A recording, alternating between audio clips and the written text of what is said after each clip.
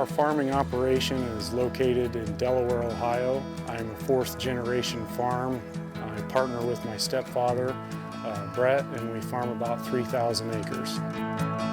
The things Ohio Soybean Council does is important to me because it's an outreach. It makes me feel like somebody's out there putting our best foot forward for me. When I'm busy growing the soybeans, I can't be two places at once. I can't run a farm and raise a crop and reach out internationally and globally and prove to people that I grow a great product.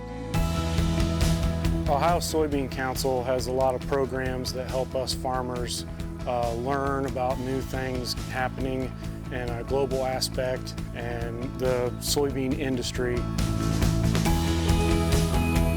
To me, my soybean checkoff investment means that farmers are willing to invest in our future. We want to maintain that we grow great soybeans, and we're doing everything we can within our powers to do so.